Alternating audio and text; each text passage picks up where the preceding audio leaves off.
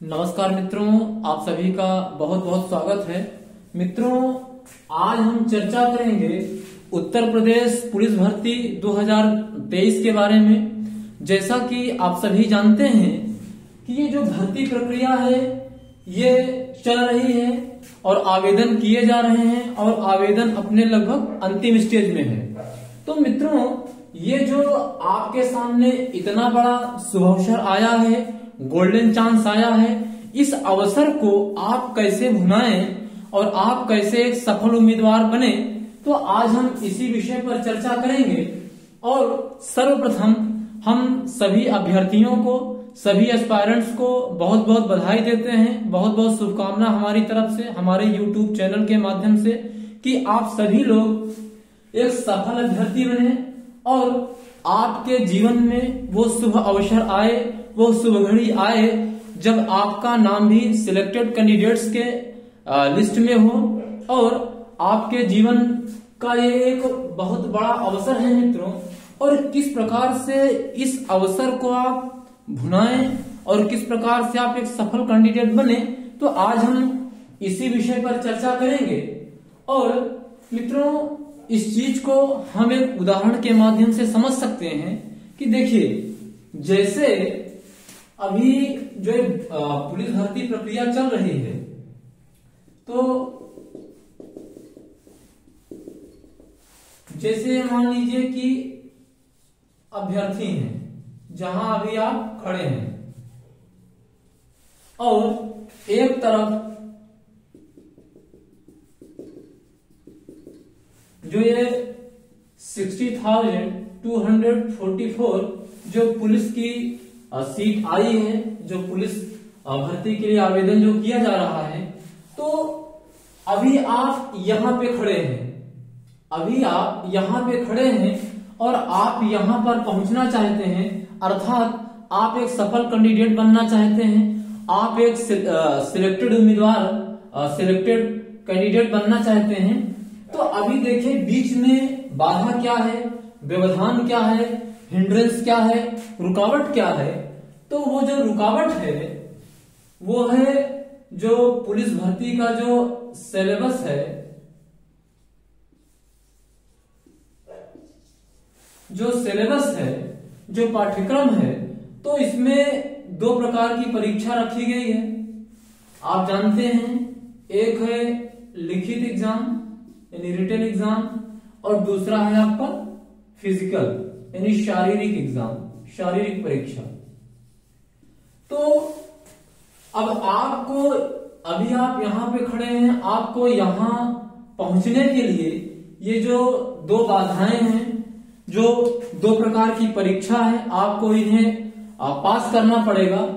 और जब आप अच्छे नंबरों से पास होंगे तो आप जरूर एक सिलेक्टेड उम्मीदवार बनेंगे, एक सफल कैंडिडेट साबित होंगे। तो जो ये लिखित परीक्षा है मित्रों, जो लिखित परीक्षा है, जो रिटन टेस्ट है, ये ऑब्जेक्टिव टाइप में होगा। तो इसका जो सिलेबस है रिटन एग्जाम का, वो इस प्रकार से है। इसका जो पहला सेगमेंट है वो है सामान्य ज्ञान, फिर आपका है सामान्य हिंदी,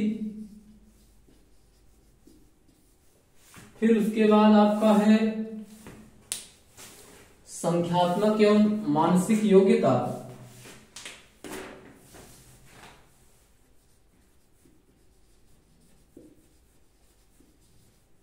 संख्यात्मक एवं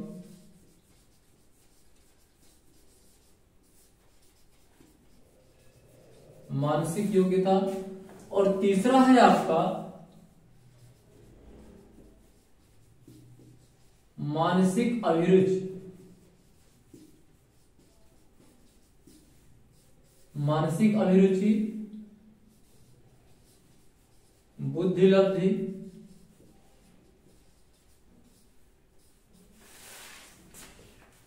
और इसका जो तीसरा पार्ट है वो है तार्किक क्षमता।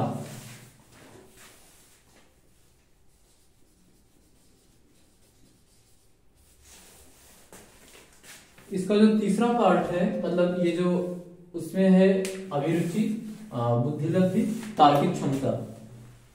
तो इसमें सामान्य ज्ञान, भाई आपने सिलेबस देखा है, आप लोग सिलेबस देखे होंगे कि इसमें जो है आपका हिस्ट्री आएगा, ज्योग्राफी आएगा, कॉन्स्टिट्यूशन आएगा, ह्यूमन राइट्स है, और भी जो इंटरनेशनल इवेंट्स हैं, जो इम्पोर्टेंट बुक्स हैं, वो तमाम सारी चीजें हैं। और इसमें सामान्य हिंदी आएगी, जो हिंदी व्याकरण है, जो भारतीय भाषाएं हैं, हिंदी है, अन्य जो भारतीय भाषाएं हैं, फिर वो पर्यायवाची, तमाम प्रकार की तत्सम तद्भव, वो तमाम प्रकार की चीजें हैं। और इसमें है संख्यात्मक एवं मानसिक योग्यता, यानी एक में न्यूमेरिकल एबिलिटी चेक की जाएगी, और इसका जो दूसरा पार्ट है वो है आपकी रीजनिंग एबिलिटी। और जो ये मानसिक अभिरुचि है मित्रों, ये जो मेंटल एप्टीट्यूड टेस्ट है, ये इसको यदि हम ये कहें कि ये पुलिस एप्टीट्यूड टेस्ट है, तो उसमें कोई अतिशयोक्ति नहीं होगी, क्योंकि इसमें जो है, जो पुलिस के सामने जो चुनौतियां हैं, पुलिसिंग क्या है, जब आप फील्ड में जाएंगे तो कैसे समस्याओं को डील करेंगे, कैसे जनता से पेश आएंगे, और जो लोक व्यवस्था है, पब्लिक इंटरेस्ट है, वो तमाम प्रकार की चीजें हैं। आपने एक नाम सुना होगा सीसेट, आपने एक नाम सुना होगा सीसेट। इसका मतलब होता है सिविल सर्विसेज एप्टीट्यूड टेस्ट। तो जैसे आईएएस में या जो सिविल सर्विसेज होती है उसमें सीसेट होता है, तो उसमें क्या होता है कि उसमें कैंडिडेट की जो एक प्राकृतिक रुझान होता है, जो एक नेचुरल एबिलिटी होती है किसी काम को करने के लिए, या किसी काम के प्रति जो लोगों का एक जुनून होता है ना मित्रों, वो नेचुरल होता है, वो बाय बर्थ होता है, वो नेचुरल होता है।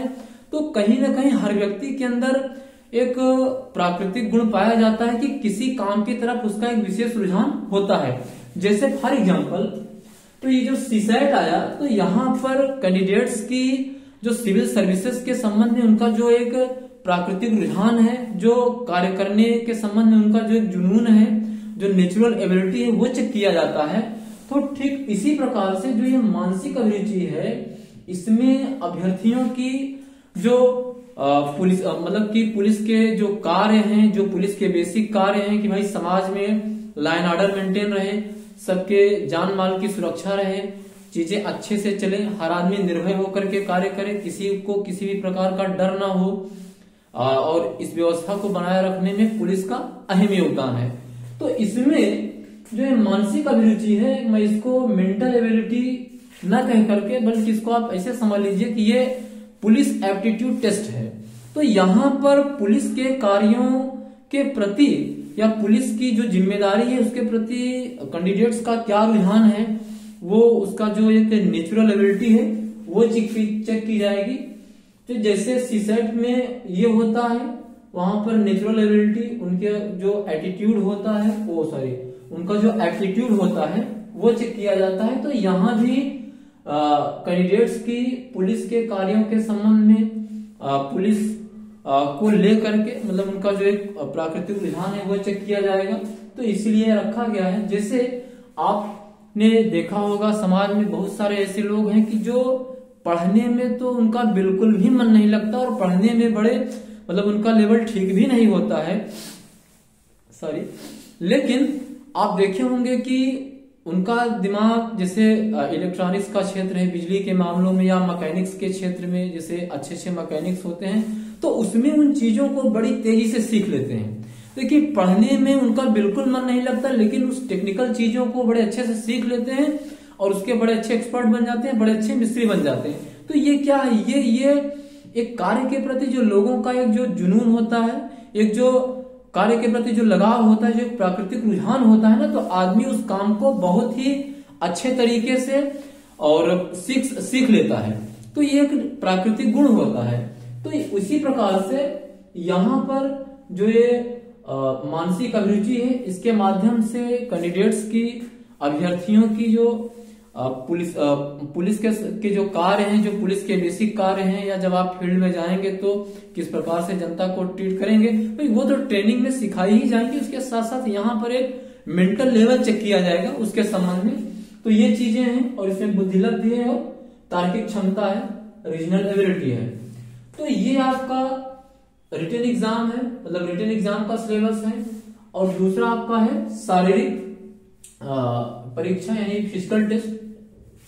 तो मित्रों अभी जो है, अभी आपको पूरा जोर अपने रिटन एग्जाम पर देना है, क्योंकि जब आप रिटन एग्जाम को क्वालिफाई करेंगे, जब आप रिटन एग्जाम के बैरियर को अच्छे नंबरों से पास करेंगे, तभी आपको ये परीक्षा देखने का अवसर मिलेगा। अदरवाइज आप डिस्क्वालीफाई हो जाएंगे। तो इसलिए अभी आप पूरा का पूरा जो रिटन एग्जाम पर लगाइए। और जो ये शारीरिक एग्जाम है, इसमें मेल के लिए 4.8 किलोमीटर की रेस है जो कि 25 मिनट्स में पूरी करनी है। वहीं फीमेल कैंडिडेट्स के लिए देखिए, जो मेल है, मेल के लिए 4.8 km की रेस है 25 मिनट में। वहीं फीमेल के लिए 2.4 km की दूरी तय करनी है, ये 14 मिनट में है।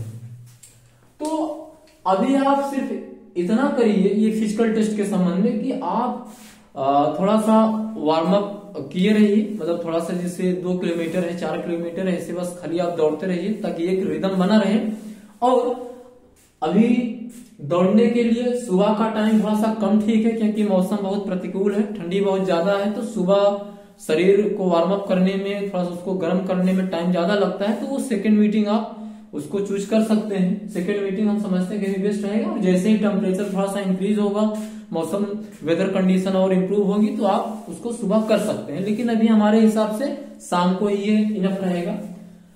और तो अभी आपको पूरा फोकस रिटन एग्जाम पर देना है, और रिटन एग्जाम में अच्छे नंबरों से पास होना है, ताकि आपको ये जो फिजिकल टेस्ट है वो देखने का मौका मिले और आप फिजिकल टेस्ट के लिए क्वालिफाई कर जाएं। तो अभी आपको विशेष रूप से इसी पर फोकस करना है। तो मित्रों मेन चीज क्या है कि जो मेन पॉइंट ये है कि कैसे हम इस एग्जाम को क्रैक करें और किस प्रकार से हम इस एग्जाम को क्वालिफाई करें अच्छे नंबरों से, और ताकि हम यहां पहुंचे और उसके बाद अंततः हम इसमें शामिल हो जाए। तो हमारे समझ से, हमारा जो एक्सपीरियंस है, हम समझते हैं कि आप 4-5 बिंदुओं को फॉलो करेंगे तो आप इस एग्जाम को बहुत ही अच्छे से क्रैक कर सकते हैं और आप निसंदेह सफल उम्मीदवारों की श्रेणी में शामिल हो जाएंगे।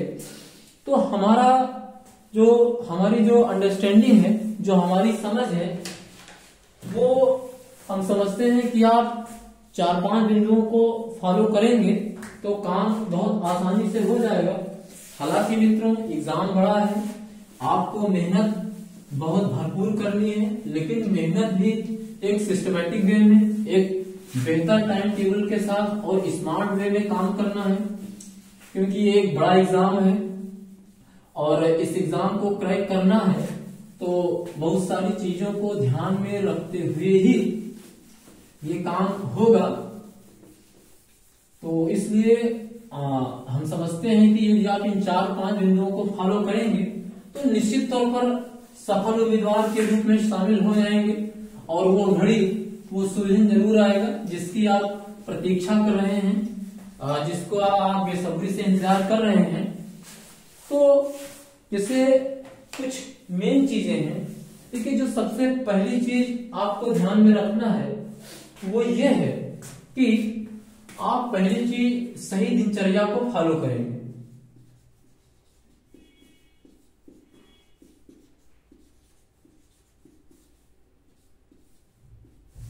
सही दिनचर्या को फॉलो करेंगे। देखिए सही दिनचर्या का मतलब क्या है?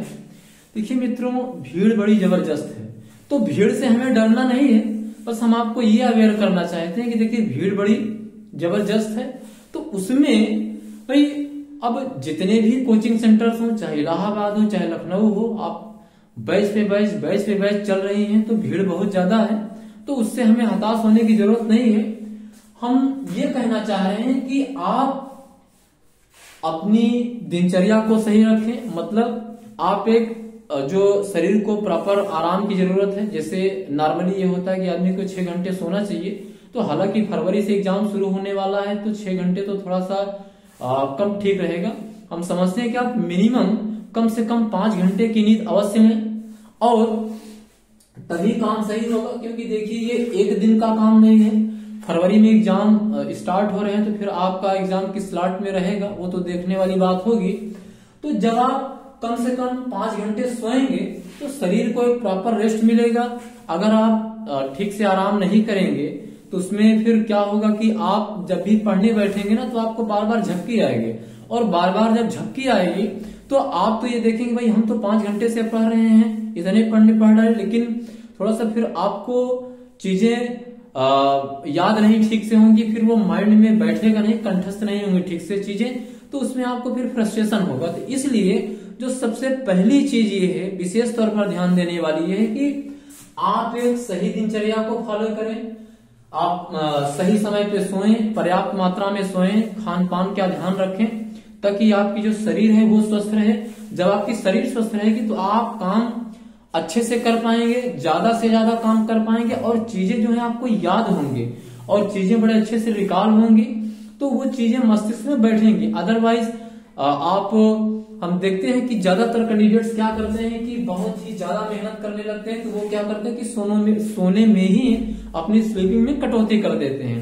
तो भाई 2-4 दिन तो काम बड़े आसानी से एडजस्ट हो जाएगा, लेकिन मित्रों जैसे ही ये 4-5 दिन से आगे बढ़ेगा तो आप समझिए कि आपको बड़ी दिक्कतें होंगी और आप जब भी बैठेंगे आपको बार बार नींद आएगी। आप पढ़ रहे हैं लेकिन मस्तिष्क में कुछ याद नहीं होगा, इसलिए आप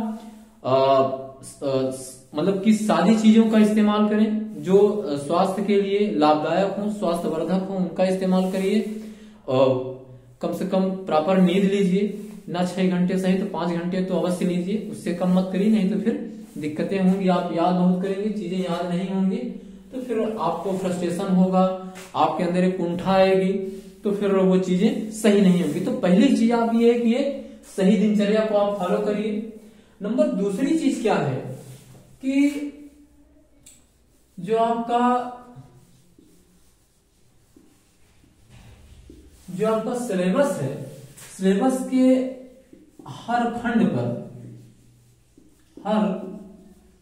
पर एक प्रॉपर पकड़ होनी चाहिए।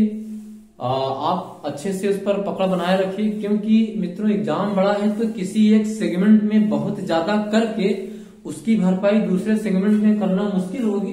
तो इसलिए हम समझते हैं कि सिलेबस के जितने भी सेगमेंट हैं, 4 सेगमेंट हैं, आप हर सेगमेंट पर बराबर फोकस करिए। बस आप इतना कर सकते हैं कि जो सेगमेंट आपके लिए इजी है, थोड़ा सा आसान है, तो उस पर आप कम समय दीजिए, और जो चीजें थोड़ा सा आपके लिए क्लिष्ट हैं तो उस पर आप ज्यादा समय देने की कोशिश करिए। इतना आप कर सकते हैं, लेकिन आप ऐसा मत करिएगा कि हम 2 सेगमेंट पकड़ ले बाकी को हम ध्यान नहीं देंगे, तो वो फिर बड़ा खतरनाक होगा। इसलिए आप सिलेबस के हर सेगमेंट पर पूरा ध्यान रखिए, उस पर एक प्रॉपर पकड़ बनाए रखिए, क्योंकि जब आप सारे सेगमेंट पर पकड़ बनाएंगे मित्रों तभी इस एग्जाम में आप अच्छे नंबरों से क्वालिफाई होंगे, तभी आपको अच्छा नंबर मिल पाएगा। अदरवाइज आप ये सोचें कि हम 3 सेगमेंट को अच्छे से पकड़ लेंगे, एक को बिल्कुल निग्लेक्ट कर देंगे, तो फिर इससे बात नहीं बनेगी, तो ये फिर अपने पैर पर कुल्हाड़ी मारने वाला काम होगा। तो इसलिए आप सिलेबस के जितने भी सेगमेंट हैं सब पर प्रॉपर पकड़ बनाइए, सबसे क्वेश्चन सॉल्व करने की कोशिश करिए, मतलब किस प्रकार से तैयारी करिए कि हर सेगमेंट से आप क्वेश्चन एक एवरेज रूप में कर सकें। बस इतना ये है कि भाई थोड़ा सा प्लस माइनस होगा तो कहीं ज्यादा हो जाएगा, कहीं कम हो जाएगा, तो ये तो आप उसको मेकअप कर ले जाएंगे, लेकिन आप किसी पार्ट को इग्नोर मत करिएगा। तो सिलेबस के हर खंड पर बराबर पकड़ बनाए रखिए। और जैसे मान लीजिए कि भाई जो मैथ वाला पोर्शन है तो थोड़ा सा यहाँ पर तमाम प्रकार के फार्मूले होते हैं, उसको समझना पड़ता है। तो आप शुरुआत में जैसे सुबह तड़के उठते हैं 4-5 बजे, भाई इधर जल्दी आप कोशिश ये करिए कि 10 बजे सो जाइए। जब आप 10 बजे सो जाएंगे तो 10 2 12 4 2 6, तो आप आराम से 3 बजे 3:30 बजे तक उठ सकते हैं, उठ जाएंगे, कोई दिक्कत नहीं होगी। तो उसमें फिर आप पहला काम मैथ ही पढ़िए, तो 3-4 घंटे आप मैथ पढ़िए, उसके बाद जब थोड़ा सा आपको ये लगे कि शरीर मतलब कि आपका पढ़ने का मन उतना नहीं कर रहा, उतना कंसंट्रेशन नहीं बन रहा, तब आप हिंदी पढ़िए। और उसके बाद फिर आप थोड़ा सा आराम करने के बाद फिर आप जैसे रीजनिंग वगैरह हो गई वो पढ़िए। फिर उसके बाद आप उधर जो जीएस वाला पोर्शन है, तो इसी प्रकार से जैसे एक थोड़ा सा टफ पोर्शन है उसको पढ़िए, फिर उसके बाद एक इजी पोर्शन है उसको पढ़िए, फिर टफ वाला पोर्शन पढ़िए, फिर इजी पोर्शन पढ़िए। तो इसमें क्या होगा कि आपका रिदम भी बना रहेगा और चीजें आसानी से रिकॉल भी होंगी, तो आप चीजें आसानी से आगे बढ़ेंगी। तो ये है कि सिलेबस के हर खंड पर बराबर पकड़ बनाए रखिए। और जो तीसरी चीज ये है कि जो ओल्ड क्वेश्चन पेपर हैं, जो ओल्ड क्वेश्चन पेपर हैं, यानी जो पुराने एग्जाम जो हुए हैं,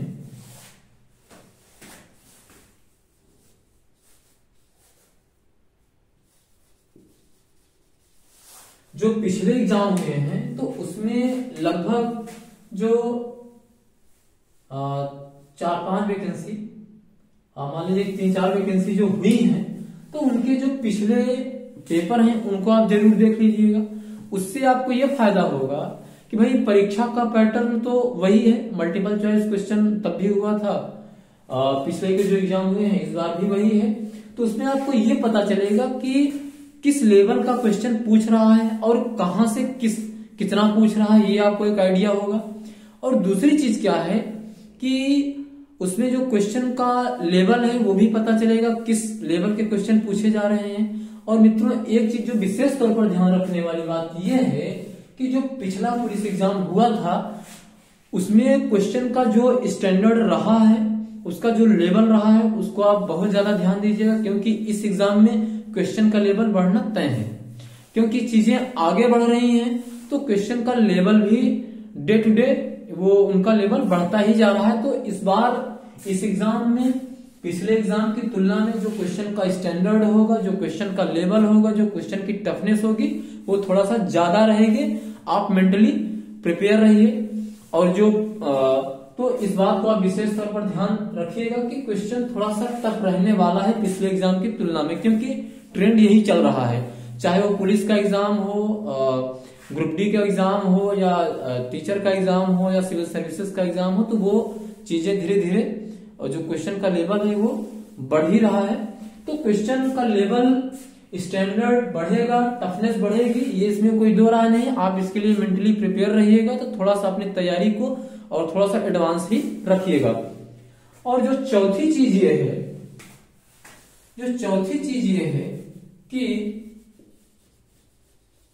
एग्जाम हॉल में बहुत ही शांत चित्त होकर के, बहुत ही धैर्य से, बहुत ही संयम से, बहुत ही विवेकशीलता के साथ आप एग्जाम दीजिएगा। क्योंकि मित्रों आप कितना भी अच्छे से पढ़े रहेंगे, कितनी भी अच्छी तैयारी कर लेंगे, यदि आप एग्जाम हॉल में टाइम मैनेजमेंट पर ध्यान नहीं दे सके, आप यदि हेजिटेट हो गए, भीतर से हड़बड़ाहट में आप आ गए, भीतर से आपके डर आ गया, तो आप बहुत कुछ पढ़ते हुए भी आप अच्छा परफॉर्म नहीं कर पाएंगे। इसलिए आप बहुत ज्यादा इस पर ध्यान दीजिएगा, बहुत ही ज्यादा फोकस करिएगा कि आप एग्जाम में बहुत ही शांत चित्त से, बहुत ही धैर्य के साथ, बहुत ही संयम के साथ, बहुत ही बिल्कुल निर्भय होकर के शांत चित्त से एग्जाम दीजिएगा। क्योंकि जब आप बिल्कुल शांत होकर के, बिल्कुल निर्भीक होकर के, बिल्कुल एकदम से किसी प्रकार की बिना किसी हिचकिचाहट के आप एग्जाम देंगे, तो आप कम पढ़ते हुए भी बहुत ही अच्छा स्कोर कर लेंगे मित्रों। नहीं तो आप बहुत पढ़े रहेंगे, यदि एग्जाम हॉल में आपके अंदर डर आ गया, हेजिटेशन आ गया, किसी प्रकार से कुछ भी आ गया, तो आप जान लीजिए कि आप अच्छा परफॉर्म नहीं कर पाएंगे। इसलिए आप विशेष तौर पर ध्यान रखिएगा कि आप एग्जाम हॉल में बहुत ही शांति से, आराम से, निर्भय होकर के, निश्चिंत होकर के एग्जाम दीजिए। पूरा फोकस आप पेपर पर रखिए, तब आपका एग्जाम बहुत अच्छे से जाएगा। नहीं तो आप समझिए कि बहुत सारे ऐसे उदाहरण हैं, बहुत सारे आपके ऐसे मित्र हैं जो आपको शेयर किए होंगे कि यार हमको आता बहुत था, लेकिन हमारे अंदर एक डर पैदा हो गया कि समय खत्म हो रहा है, डबल माइंड आ गया, बड़ा कंफ्यूजन हो गया, तो चीजें गड़बड़ हो जाती। इसलिए आप विशेष तौर पर ध्यान रखेंगे कि एग्जाम हॉल में जितना आप शांत होकर के, एकाग्र होकर के, निर्भय होकर के, संयम से एग्जाम देंगे, आप उतना ही बेहतर परफॉर्म करेंगे मित्रों। आप यकीन मानिए, हम जो कह रहे हैं आप उस पर यकीन मानिए। आप इसको फॉलो करेंगे तो आपका जो परिणाम है वो निश्चित पॉजिटिव आएगा, आपको इसका लाभ मिलेगा। इसलिए आप वो गलती कदापि ना करें। आप एग्जाम सेंटर पर टाइम से पहुंच जाएं और एग्जाम में बहुत ही व्यवस्थित होकर के, बहुत ही संयम से, शांत चित्त होकर के, धैर्य धारण करके एग्जाम दीजिए। बहुत अच्छा आपका पेपर होगा। लेकिन हड़बड़ाहट बिल्कुल मत करना, नहीं तो पेपर अच्छा होते हुए भी, लाख आते हुए भी आप गड़बड़ करके आएंगे। इसलिए आप इस चीज को विशेष तौर पर ध्यान रखेंगे। और जो पांचवी चीज ये है मित्रों कि आप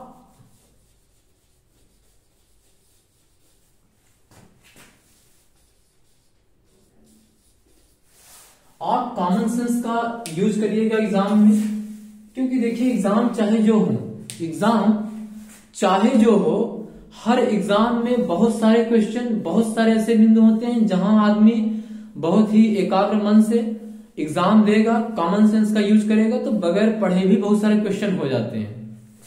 इसलिए जब आप एग्जाम हॉल में बिल्कुल शांत होकर के, एकाग्र चित्त होकर के, धैर्य धारण करके, संयम से एग्जाम देंगे तो आपका कॉमन सेंस एग्जाम में उतना ही फास्ट काम करेगा। और आप कॉमन सेंस का यूज कर सकते हैं।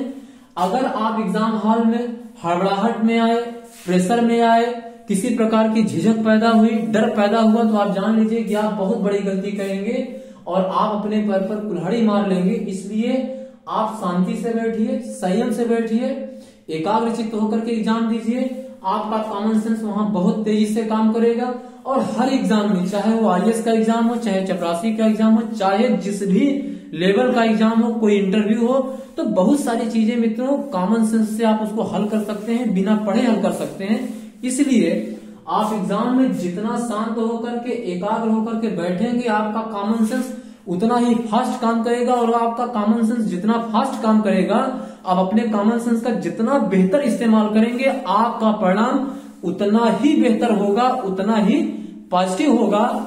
यदि आप यहाँ पे गड़बड़ी कर देंगे तो आप इसका यूज नहीं कर पाएंगे, तो आपका रिजल्ट निश्चित ही निगेटिव होगा और आपका रिजल्ट वैसा होगा जैसा आप नहीं चाहते हैं।